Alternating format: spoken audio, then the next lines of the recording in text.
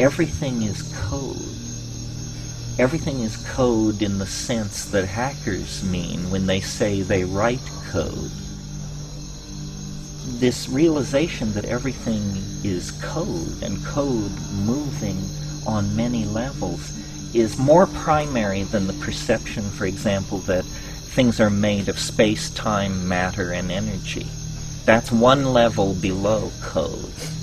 The code codes for space, time, matter, and energy. It's much more like we're in a simulacrum, some kind of machine environment. And in fact, I like that idea because I've always sensed that the universe is a puzzle.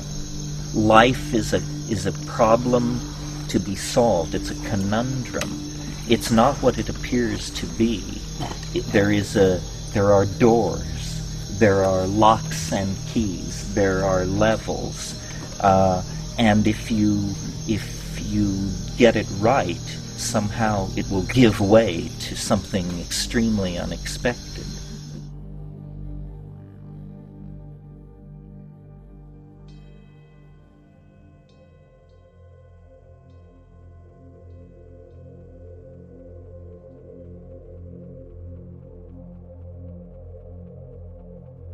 Your social programming basically is an imprint.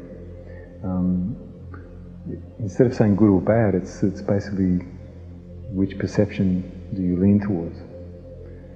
If you lean towards a bad decision, then you end up with a bad perception. If you lean toward a good, then you end up with a good perception. This is all the social. And there's another where you interact without expecting either one, and then you wait for the perception of the world to come to you instead of your perception going to the world and interfering with the process of your path.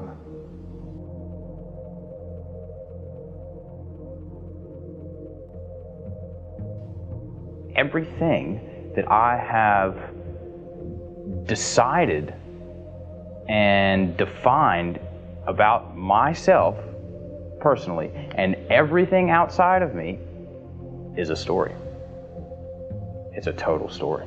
And in my brain, there is a neural racetrack that has been formatted using this code that I wrote the story of Mark, the little I in. I wrote that story of me and defined everything internal and external, and then, had that running for about 30 years. And until I evaluate the truth of that story, my experiences are going to be dictated by that story. And wherever I go, I take the expansiveness or restrictiveness of my story into that situation, whether it's a personal relationship, a business endeavor, a doctor's appointment, going into the convenience store to get some milk, whatever. I take my story with me. If someone's socially bound, then they bring in these social programs to fortify who they are. If imprinting's not happening, then it stays on the level of your feeling, and you witness it, and then you reflect back through your voice, through how you speak. Instead of thinking what you're going to say, you know what you're going to say. There's a big difference. It's not a script. If somebody comes into the room and their chakras or their energy centers are spinning in a way which is disruptive, I'll feel that in my body. So that's my body consciousness. So you may be presented with a pressure in your body and you represent that pressure. If just say that I'm fully a socialized being, then I'll integrate with a social factor that comes into the room through the person and be totally unaware of the spinning factors that are in my energy field. So there's a big difference between body consciousness and social interaction. Just as the mind works by defining forms, geometries, structures, tree, rock, leaf, sky, earth, each one of those forms, each one of those ideas is like a shape that is in light inside of our consciousness. Our mind functions as like an electromagnetic field, right? We see brain waves pulsing through and moving through the brain. but there's actually standing wave field interactions that are occurring. Literally holographic three-dimensional projections of ideas that are contained within our energy field. As we come to know the sources of each holographic projection, each one of the fractal elements of our experience of the whole universe that is actually contained within our own individual small energy field, we gain a language of engaging with all of those projections. As we come to understand our relationship with the universe through experiences, we realize that there are codes behind experiences themselves.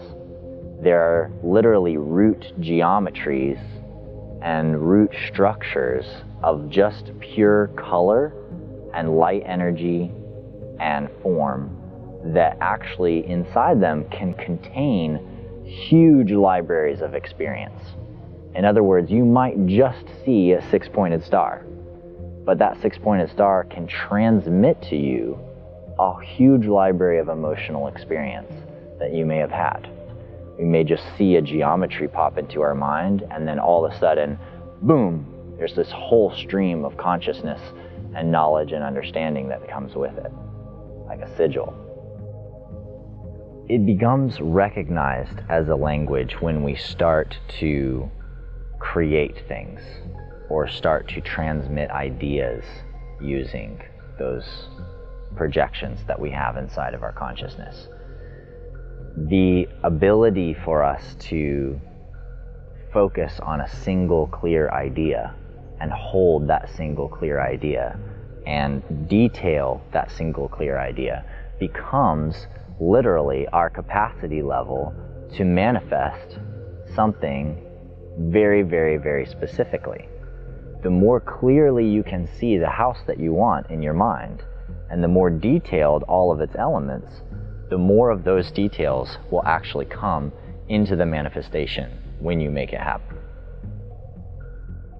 When I say I don't want to have money problems anymore, what kind of picture do I make in my mind?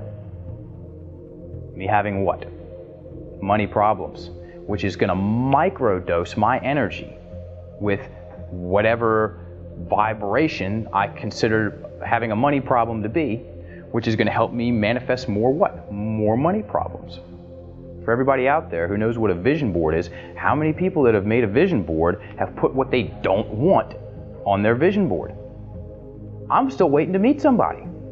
You know, and I ask people. I ask people in sessions. I ask people in group sessions. Raise your hand if you've ever put some of what you don't want on your vision board. Everybody looks at me like I'm insane. And I want that, because I'm going to ask the next question is, why would you do that on your internal vision board? And to make it exponentially more potent, when I say I don't want to have money problems anymore, and 36 people hear me say that at one point in time or throughout the day, then those people have made 36 pictures of me with money problems. And when I realized that I am at all times enlisting people in my life to help me generate more of what I want or more of what I don't want based on how I speak, I got dedicated.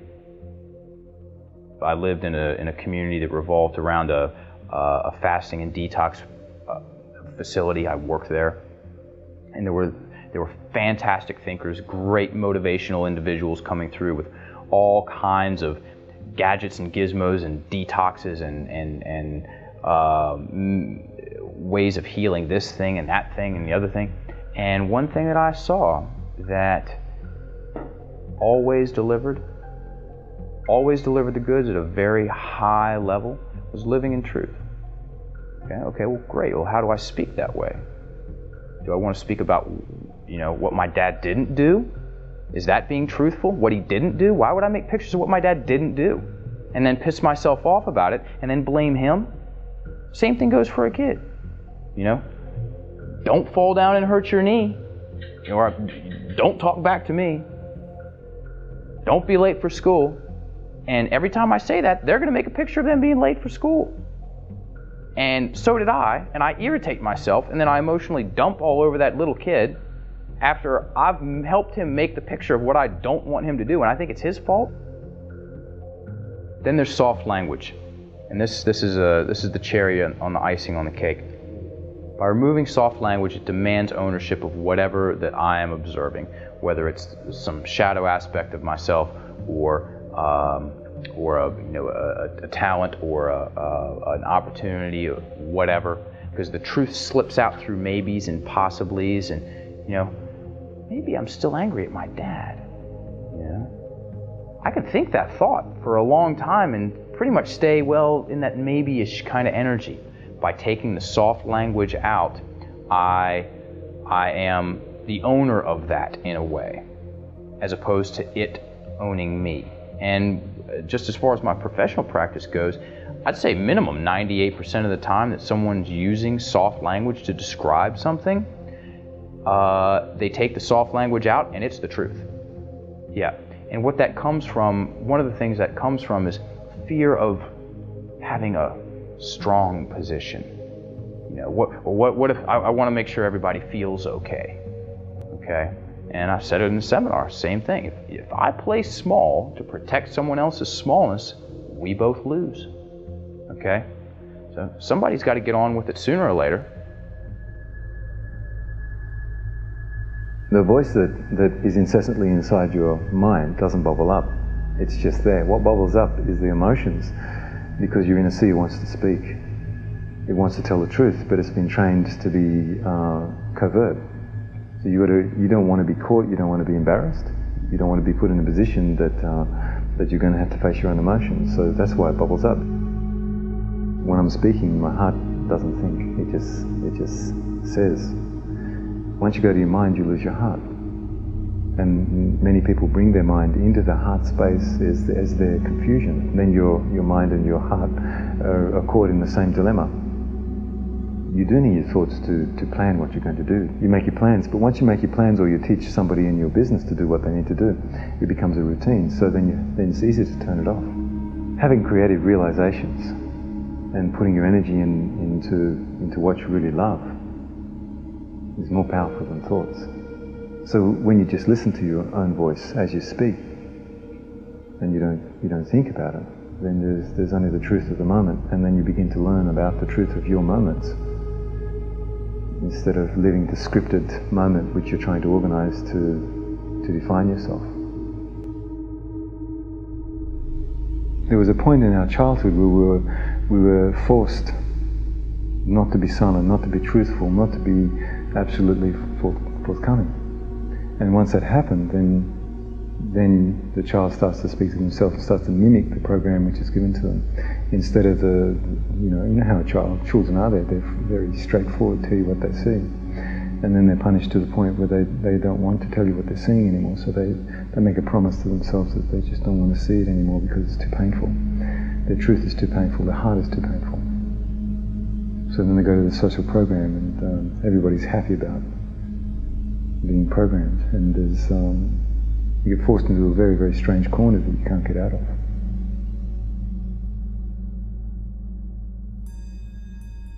If it's a mistake, then it's a mistake. If it's been done intentionally, okay, order out of chaos, let's thoroughly confuse the masses, and then we'll control it.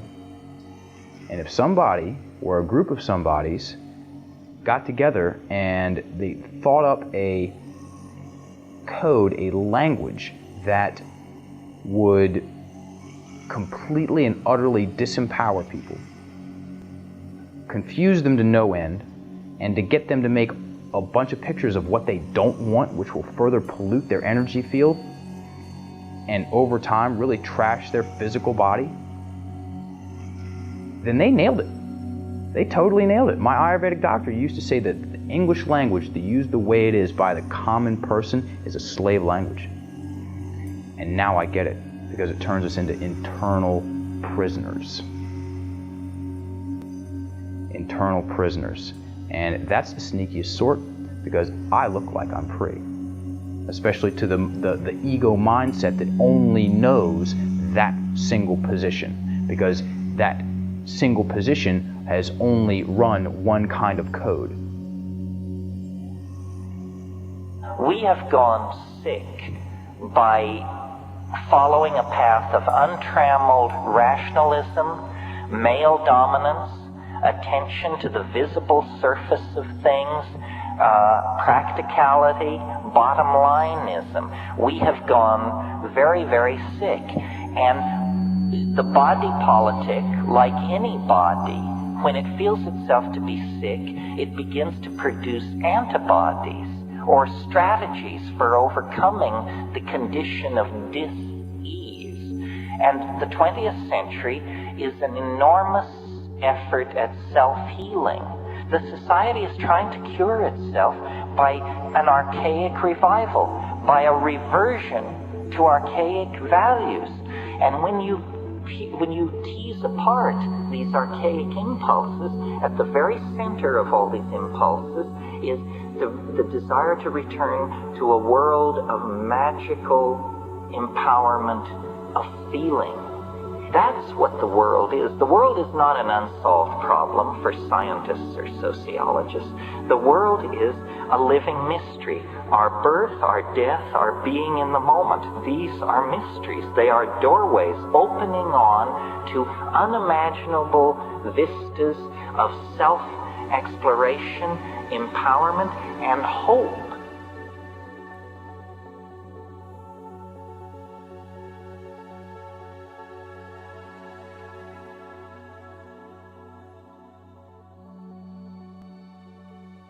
Strongly believe that people come to states of awakening and experiences of deep communion and connection with the universe simply by engaging the energy in space around them. We, all day long, are engaging with things physically. We're touching cups, we're touching tools, we're eating food, we're engaging with people. We're speaking and vibrating their eardrums. We're listening to what they say. We're taking on ideas and moving through those ideas in our own head. We're processing our own emotions, feeling our feelings in our bodies. But we take very little time to just sense all of those things, to just witness all of those things and allow our senses to feed us more. We quiet our minds, we just sense on our skin, we listen to the air, we taste in our mouths, we smell, and we see.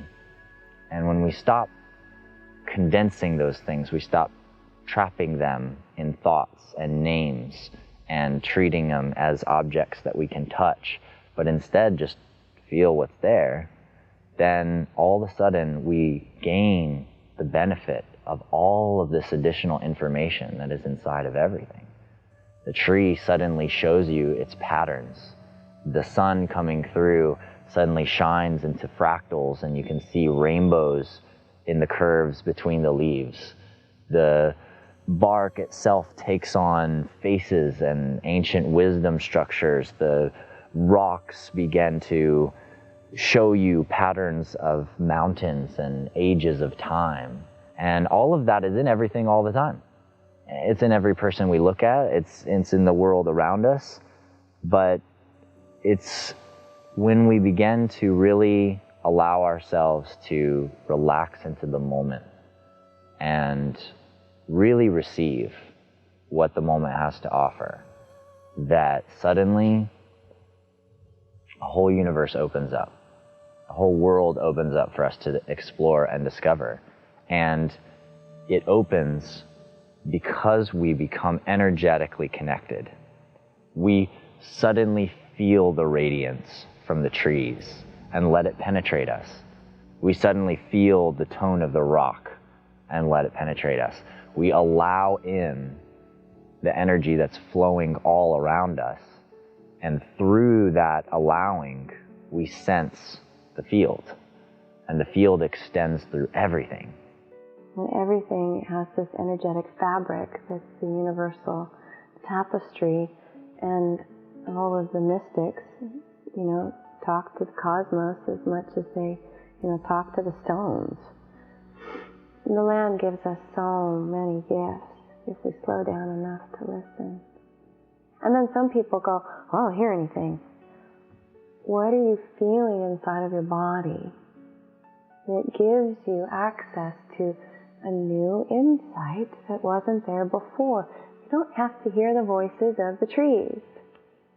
Everybody accesses information in their own unique way. And some of it is claircognizant, which means you just get the download. And it feels like you. It doesn't feel like any external entity coming to talk to you, because you've already become one with that part of yourself, so you don't need the introduction in that way. Everything you conceive of, you're connected to. It's a little bit funny to say that that's not part of you or part of me, because it is. Everybody underestimates themselves because you are part of everything. As soon as you connect your eyes to something, it begins to change on a very subtle level. It becomes you. Just because there's distance, air between us, you breathe the same air as me, your heart pumps the same blood. We are the birds that sing in the trees. We see them with our ears before we see them with our eyes. We are our environment, and our environment is us. This whole conversation, every word that comes out of my mouth, I go home, I come back and say something out loud. See what I mean? Transpiring between you and I, we're traveling, and yet we're fully present here. There's an age-old saying in the mystery schools, I am here and I am there. It's one and the same. I'm fully present to you, and I'm also in all those altered states of consciousness simultaneously. That's ultimately the blessing of what we're capable of. And all of these different ways of invoking that connection and communication are strengthening that bridge between worlds. And so sometimes, I have star kids going, even the paint on the wall is talking to me. The molecules of light in the wall is talking to me. And they think like they're on, what is that stuff called? Acid, or, that's actually our natural state. You've just gone into what we call transcendental meditation state of your life. You shift, so you begin to see. And when you begin to see, you realize that the construct in front of you is malleable. It's not as real as what it seems to be, because you get an overlay, and the overlay gives you information. And that's what it's all about. We're leaving ourselves so that we can become something other than ourselves. And when we realize that there's a image or images, holographic images, which have been denied us, once you see that the information comes to you, then you've got no choice but to interpret it in the way that it's meant to be seen. There are many different ways of seeing. I see you when I feel you. I see you when I hear you speaking. I see you when I touch you. I see you when I taste the food you cook. I see you when your energy field has got something in it. I see your gestures. You observe everything with your energy field. So you don't have to look at it to observe it. Observation is done with all of our senses. When people come and visit me sometimes, I see the luminous bubble, and it's just clear like water. And if the person's intending to leave when they're coming, if they're giving me something, the bubble goes back on itself, so it gives me the information, shows me exactly what they're going to do. This is just a very rough example. So I know the person's leaving, so I don't invite them inside, because I can see their energy bubble. But every time that I meet someone, I don't see their energy bubble, I'll see something else. So you have to learn to wait. You have to forego the idea that you're going to know. And you can't really know anything if you decide you're going to know something, because then you've scripted yourself to actually see what you want to see, instead of seeing what you're meant to see. And if you think it should be a certain way, then you'll just see the world the way it normally is. When you see it, it's different. And to do that, you have to be empty inside yourself.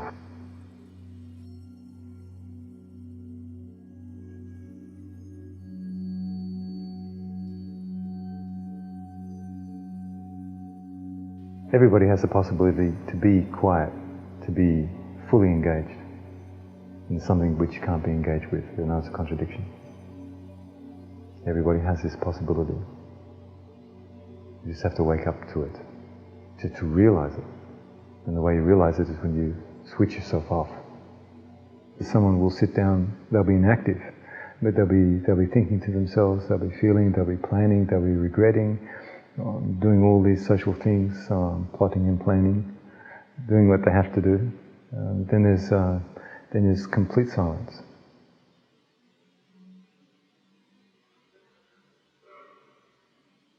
So, you just gave an example. If everyone can hear that you just did a breath in and a breath out. This wasn't a silent breath. So if you breathe in and you breathe out silently, then you watch your breath go in and you witness your breath come out. So you command your eyes to go in quietly and go out quietly. So your senses are following something that can't be heard. So that's silent. So if you don't listen and you watch your breath, then your internal dialogue switches off. If you listen to the breath, then you huff and puff and blow someone's house down, the piggy will get cranky.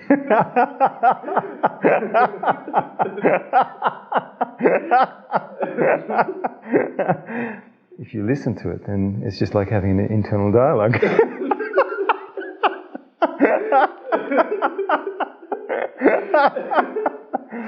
And yeah, so there's a shock to your body. That's pure silence. So you're laughing about something so ridiculous, and it's really funny. So that's just witnessing your body consciousness in terms of your silence. You can be silent and absolutely blissful at the same time.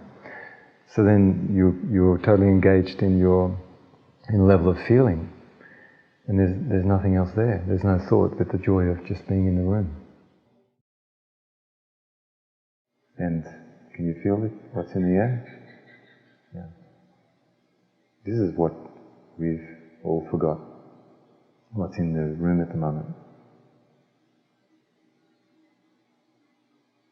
And your social self can't survive with this amount of silence in the room. We're changing, and we're changing really rapidly. And just take you back to your own experience. Your change is so rapid, the silence that you've experienced is so profound that you're actually saying, well, I don't want to lose this. When I leave, you won't lose it. And you're wondering, where was it before you got here? And that's the change that's going on. People are realizing, you're crying. Yeah. You're remembering yourself, that's it. But he's crying because his application to life has been opposite to what he's realizing. So the seer inside cries.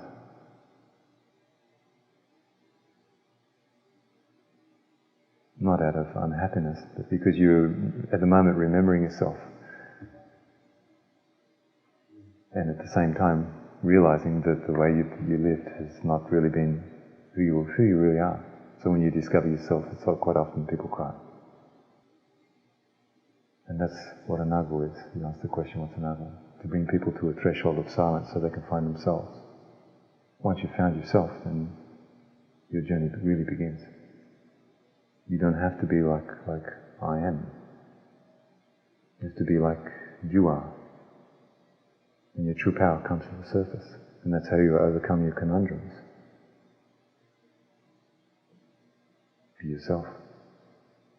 And you know without doubt, with absolute certainty, what can't be explained.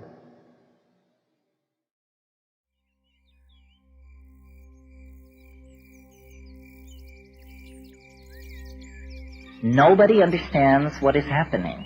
Not Buddhists, not Christians, not government scientists. No one understands what is happening. So forget ideologies. They betray, they limit, they lead astray. Just deal with the raw data and trust yourself. Nobody is smarter than you are. And what if they are? What good is their understanding doing you? Inform yourself. What does inform yourself mean? It means A, transcend and mistrust ideology. Go for direct experience. What do you think when you face the waterfall? What do you think when you have sex? What do you think when you take psilocybin? Everything else is unconfirmable rumor, useless, probably lies. So liberate yourself from the illusion of culture. Take responsibility for what you think and what you do.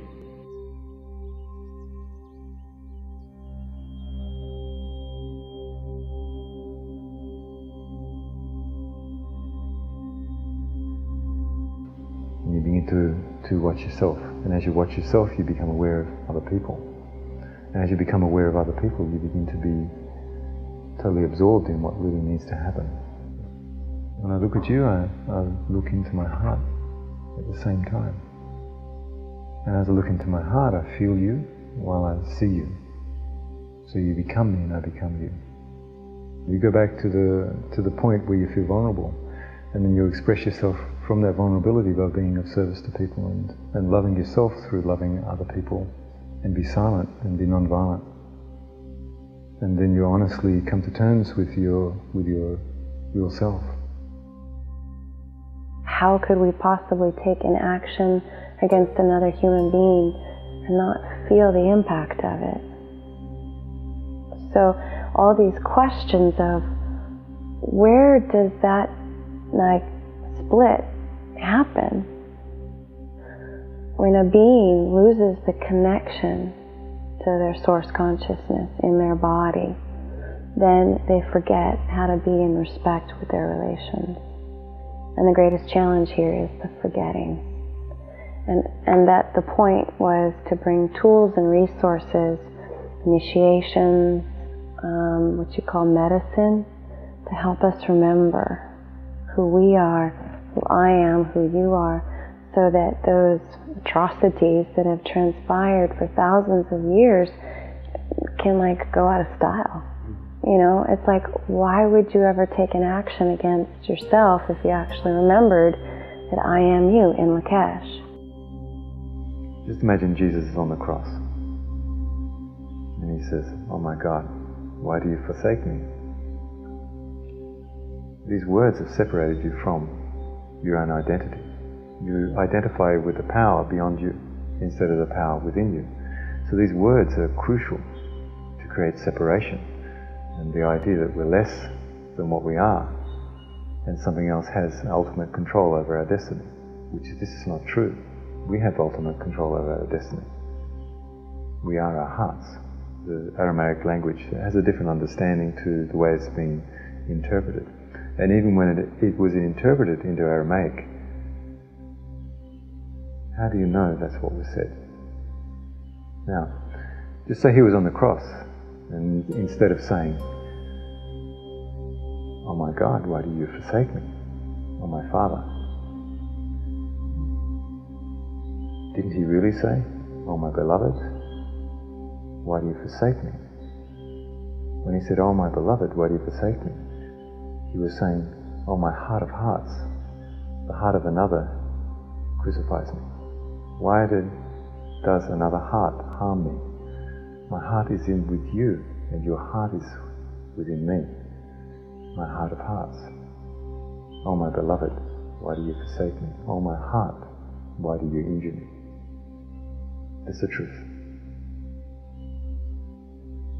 Then we become connected to the most profound union there is, our hearts, and what we do to each other.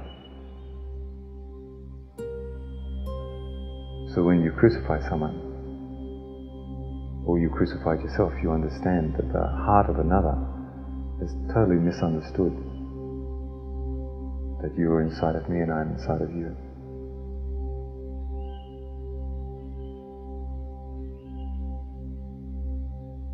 And would you hurt yourself? Of course not. And that's why it's so very important to come to terms with our inevitability as human beings. The very last thing that we'll be looking for at the end of our life is our beloved, the heart that we have within another. If we can't find that heart, then we die alone. So we best live with the idea of our inevitability and cultivate this preciousness.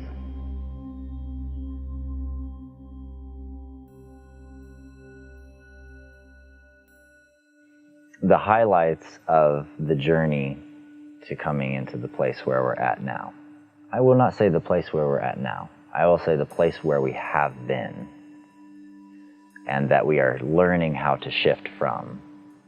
We came there, we got there, mostly from small choices, one by one choices, moments in time in which we faced traumas, we faced challenges, we faced inner battles, and for the most part, it's individuals who have had the experience of their power being taken away, oftentimes as a child, by a parent, by a teacher. And as their power is taken away, they compensate because they try to take their power back, which is not something that you can actually do. You can only recognize that your power is not taken away. It is never gone in the first place. When you try to take your power back, you end up taking power from other people. That's the same pattern of response that happens, and it's happened over and over and over and over again throughout time. And the conditioning involved with that, as we've grown up as a species, and as we've come into this modern age and civilization as it has been, the levels of complexity by which we have patterned our process of taking power from other people is just phenomenal. And to remove that curse, to clear that pattern, we have to go back to the place of recognition that our power never gets taken away. And that we are our power. You can't take away the I am. You can't take away me. The moment we stop blaming other people, other things, blaming the world outside of us for our own pain, our illness, our challenges in the physical world, that's the moment we take our power back. That's the moment it becomes ours to change. We choose responsibility, and we have the ability to respond and to change it completely. If you are having an intense emotional experience and you just mull in it and you eat your ice cream and you just swamp in it and just want to cry and you want to watch sad movies, you're just perpetuating a vibrational field, and you're really ignoring the fact that you can look at yourself. But the moment you look at yourself, you move up the spectrum. You're like, oh, I'm doing all of this. I'm creating all of this pain. I'm creating all of this sorrow. I can take responsibility for it. Suddenly, things change. Now you're responsible for the fact that you're dwelling in your misery, and you can still choose to do it, but you can also choose to change it. You're empowered suddenly. And many people have forgotten that they have that power. When we start to really investigate where my feelings of embarrassment are, which are in my body, and where who was thinking my thoughts of whatever the concept was that embarrassed me. Okay, I'm thinking my thoughts. Oh, wait a minute, I embarrassed me. So I project out, you embarrassed me? No, wrong. Impossible. And that mindset is insane, because someone can come up to me if I operate from that mindset, that position, and say something to me that I've said 1,000 times to myself, internally, to myself, about myself. And I lash out at them for something that I've been saying to myself for years. That's called being insane. That's an insane mind. And so if someone says something to me and I have an emotional, energetic reaction, that's because part of me agrees with them. Okay? And if I want to defend this egotistic reality, then I'm going to call them an enemy. A lot of it happens on the playground. Some kid walks up and does this and the other kid cries and you did this to me. And a lot of people are still operating from that position. If I'm operating from the position of truth and I want to continue to peel the onion, then once my ego is screamed a little bit and I've stuck a pacifier in its mouth and done the processes, then that person's my friend. They've just assisted me in seeing and uncovering the next layer of my illusion. And when someone gets to a point where they get a little bit nauseous, they have a cringe factor when they're projecting heavily because they know what that feels like, because they know what the other side of the street feels like, then staying out of the rumor mill is just that easy. And that's fantastic because, it's a bunch of lies. What am I doing when I'm engaged in that? Am I defining that other person? No, I'm defining myself. I'm talking about myself. And I'm defining myself as a person that judges. There's a lot of people that think that they're really, really awake, and then what a lot of us are experiencing right now is like we might be confronted, with our deepest fears. And in that humbling experience, we can ask for help. There has to be that mutuality and the recognition that, in 2012, we're really all in this together. And I don't care if you're a world-famous expert on XYZ, human species has never been at the point of our growth and development that we're at right now. So thank you for your expertise, and yet can we all just say, I walk forward with you, in this great expanse, not necessarily predicting the outcome because we can't. The tools you've got now you'll take home with you. You'll develop your own inner silence by yourself. You'll develop your power in your body by yourself. I can't do that for you. I'll never take control of your person. You'll always be in command of that. This is your life. It's your life path. And no one should be in somebody else's life to the point that they direct their eyes to go where the person demands. This is not good. You've got to allow people to see what they need to see in their own circumstances. And maybe when they come back, if they get absorbed in more silence, then the silence itself will make the person realize where their life path is going. I don't need to really tell you once you gather a certain amount of power. And if there's any confusing points, I'll give you the tool to see that. I don't keep the tool to make you dependent on me, because that's ripping you off from your own life path. That's criminal. That's why I'm not a guru. People don't need me or anyone else to be a crutch. And actually that's, again, old paradigm stuff. Follow me, I'll be your guru. And what is guru? G-U-R-U. It's like, that's it, So drop all the other stuff. Don't overlay it on anyone else. It's about us as individuals. We're the ones making the change. Yeah, every once in a while we need a little nudging on, or a little poke, or a little flip of the switch. But what you're looking for is within you. All the validation, all the love, all the nurturing, all the fostering of these energies that we are is within you. And so it's not about this guy that's, saying all the right stuff.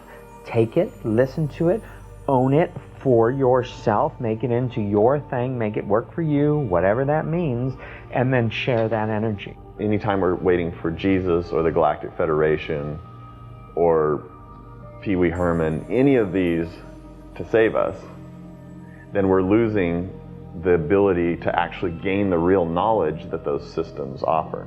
And Jesus wasn't all about it. I mean, if you look at it, if you really read the red writing, he was saying, like, you're already saved.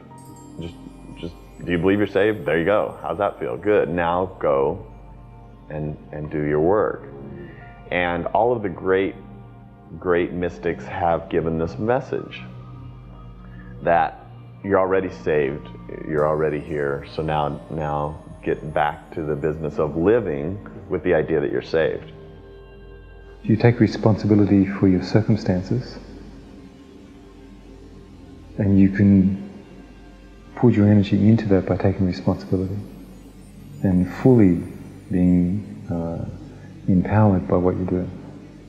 Or you can take the power from the circumstance and not take full responsibility, not say what needs to be said, not care where you need to care. Be kind, be understanding, and forget yourself and forget your own need to validate yourself. Then you'll discover that you've found something inside of other people that wants to reflect itself back in you. And when you get rid of the social drama, you can really begin to enjoy the people in your environment.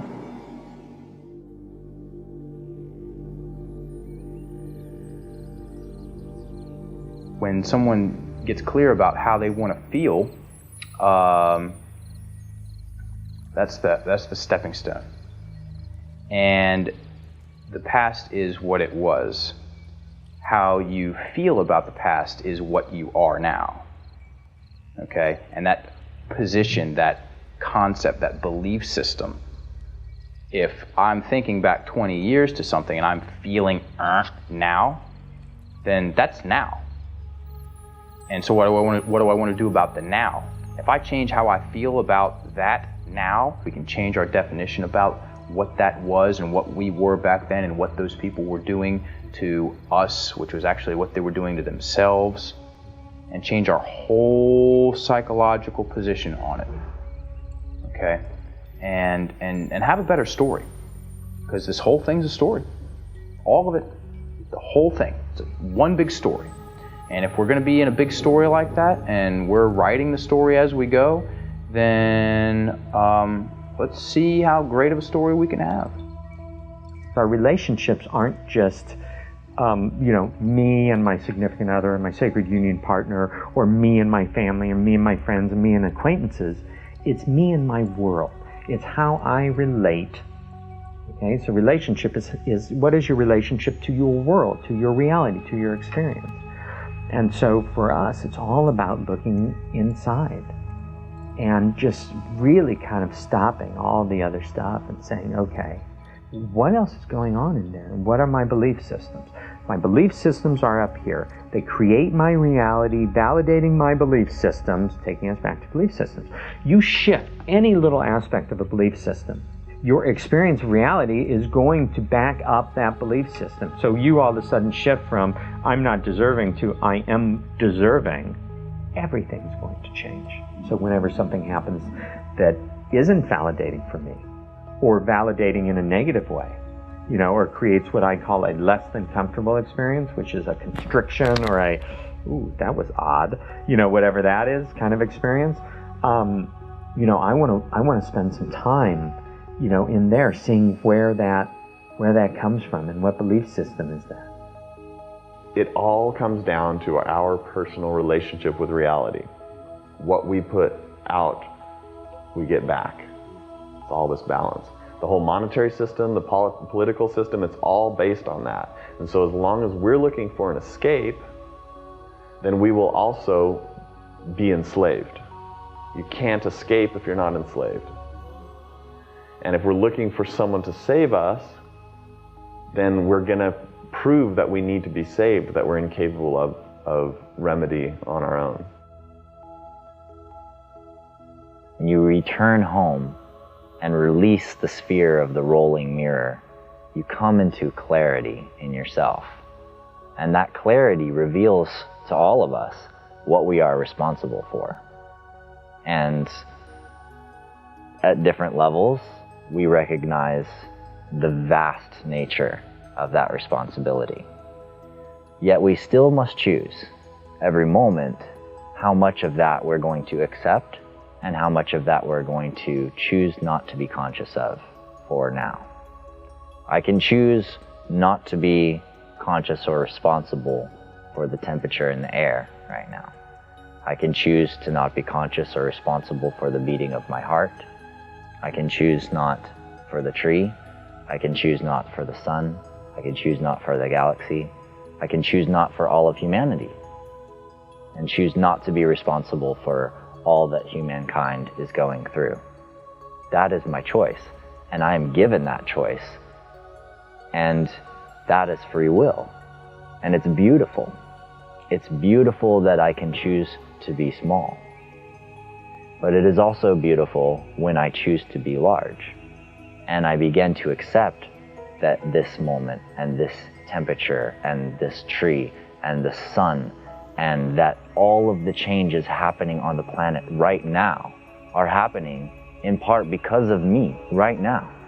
And it's not ego. It's not, I'm the dude, you know, I'm God, I'm the like avatar, you know, like the whole planet's counting on me. It's not about that. It's about me recognizing that the potency exists inside of me to help everyone shift into a place of greater awareness and consciousness. And all I have to do is choose to embody all of that and shift it in myself. And I can help so many people in vast and incredible ways. And we must do that with each other. We must bring each other into that space of responsibility. Because we need rest too.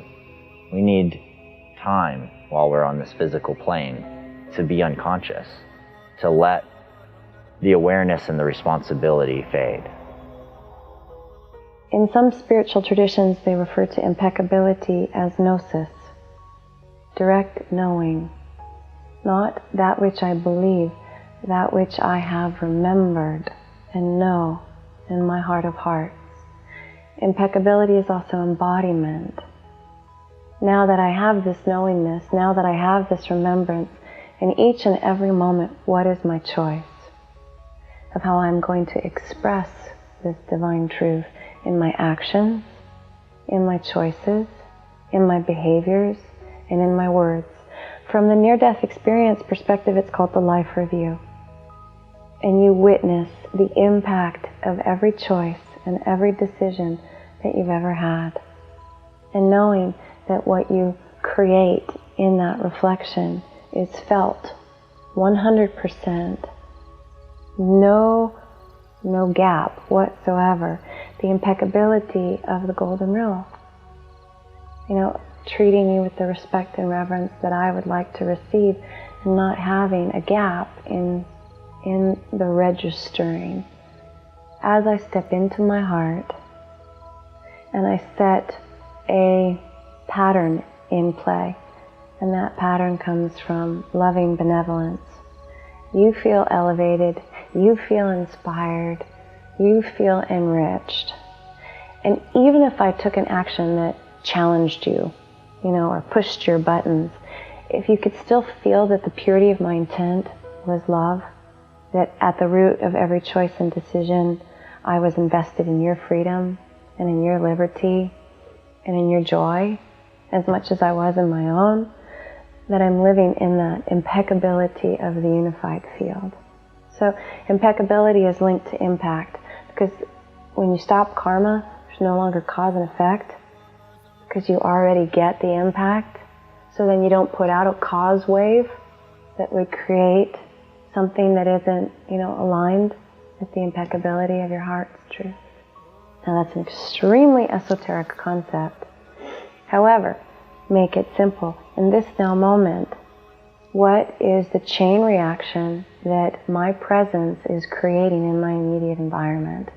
So for people, it can be as simple as, how courageous was I in that living moment? It takes courage to make a choice from love. And it's just kind of like, does it feel good? Have you left an interaction leaving a positive feeling? Or, have I slipped back into, some old program or some old conditioning or some old ancestral habituation, basically, that's just like passing on, the garbage rather than being my authentic self. So where people have, those schisms, it's where they're not in impeccable right relationship with themselves, and then they just play out, that dynamic with another. If there's nothing really to put your heart to, then you watch what the circumstance brings you, and you view exactly what's going on, and you'll be directed whether it's appropriate to put your integrity there or to watch with your integrity intact. So it's you just watch the play in front of you, and either withdraw softly or participate appropriately. Either way, it's a participation. Watching something from your own integrity changes the event just through the observance of it. But if you watch that event without your integrity and you're fully programmed, then you don't have the same effect because it feeds into it. If you expect something and the other person doesn't have this expectation, you're actually manipulating them on the level of energy to comply. And it's like a very subtle form of violence until everyone gets into a position where everyone's playing this game. And then you begin to learn about the people that are around you.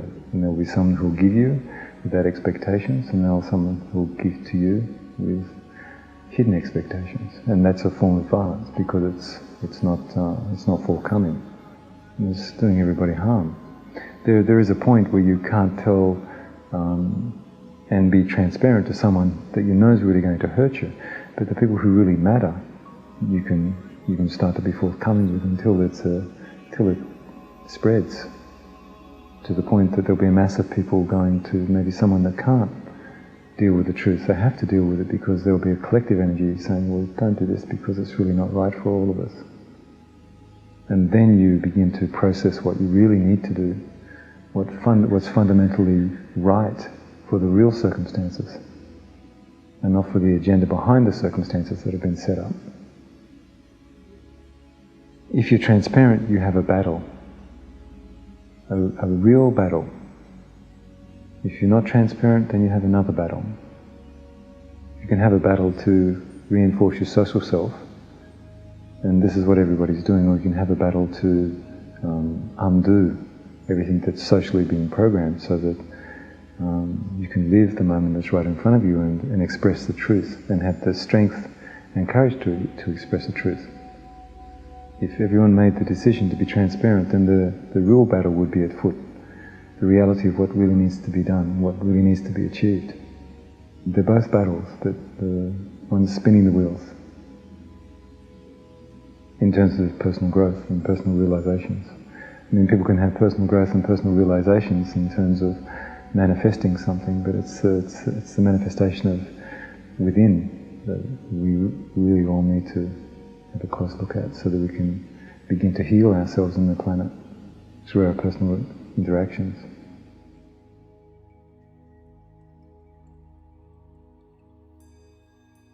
An empowered individual in touch with their own existential core can do what that guy did with the 18 tanks. It was an idea that stopped the tanks, and it was an idea expressed not over state radio, not through the newspapers, but by one person taking a stand.